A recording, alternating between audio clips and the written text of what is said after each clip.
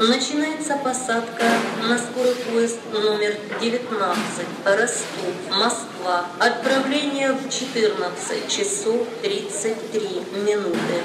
Здравствуйте, меня зовут Любовь, и вы на канале «Подарки с любовью».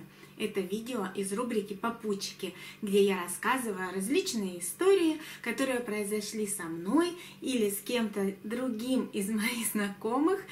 И это реальные истории, и сейчас моя кухня преобразится в купе. Итак, поехали!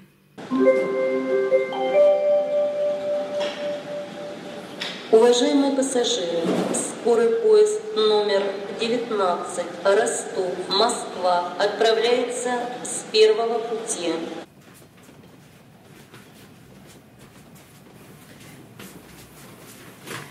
Здравствуйте! Будем знакомы. Мы сегодня с вами попутчики. Вас как зовут? Софи? Какое интересное имя. А меня зовут Любовь. Ну что, будем коротать время за приятными беседами. Видели, какая собака едет в соседнем вагоне? Я сразу Бетховена вспомнила. Классно, конечно, такую собаку иметь. И ответственно, спасибо за чаек, и ответственно, и интересно, и страшно, и почетно. А вы знаете, у меня есть история про такую собаку. Только Бетховен был мальчиком, а Бита девочкой. Бита в переводе пчелка. И жила эта собака совсем недавно в Литве, в городе Каунас. Ее там знают все. Чем же она примечательна? Сейчас расскажу. А вы тоже будете пить чай? Хорошо, я подожду, когда вам принесут. У меня вот здесь конфетки. Угощайтесь. Эту историю я узнала совершенно недавно. Я была поражена этой собакой просто до глубины души. Но я знаю, на самом деле эти собаки очень умные и очень добрые. Но в чем была фишка этой собаки?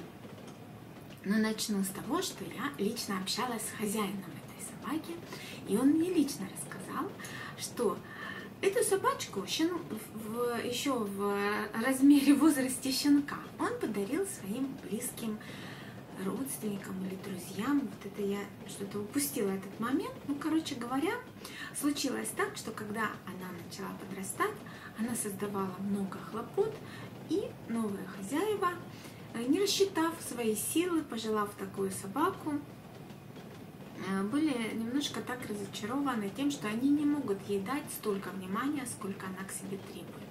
И поэтому вернули ее обратно.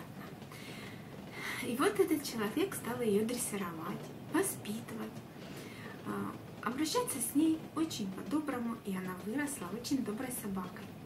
И когда ей был год, она принесла за шкирку котенка, бездомного, с рынка, больного и умирающего. Хозяин побежал в аптеку, взял, там купил молочко, или ему там дали что-то там разводить. Короче говоря, чуть ли не с пипетки начали выхаживать этого котенка. Бита клала его в корзиночку и носила. Вот, не оставляла ни на минуту без присмотра. Но самое удивительное, вы сейчас просто, если вы стоите, то вы сядьте. Получилось так, что на третий день у Биты появилось молоко. Эта собака никогда не имела щенков. Она была молода, но она была уже в том возрасте, когда могла иметь щеночков. И она стала кормить этого котенка. У нее появилось молоко. Представляете, какой рефлекс, вот такой инстинкт родительский в ней проснулся, материнский. И она выкормила этого котенка. И все в Каунасе знают эту парочку. Рыжие Биты и рыжего котенка, которого она всегда носила с собой в корзинке в зубах.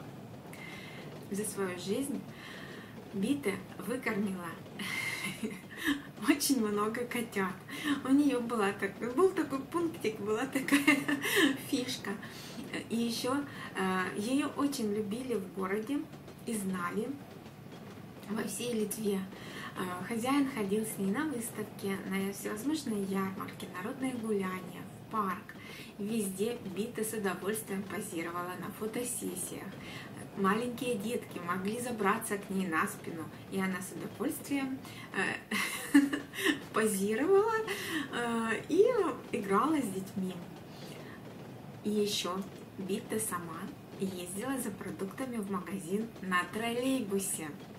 Конечно, без хозяина запрещено собакам передвигаться в троллейбусах, в общественном транспорте. Но это не про нее. Бита знала, на какой троллейбус ей сесть, на какой остановке ей встать. Она шла в магазин с корзинкой в зубах, со списком и деньгами, которые лежали в этой корзинке. В магазине ей все складывали, клали сдачу. Она брала опять в зубы эту корзинку, шла на троллейбус, ехала домой. Представляете? Вот такая собака, уникальнейшая собака.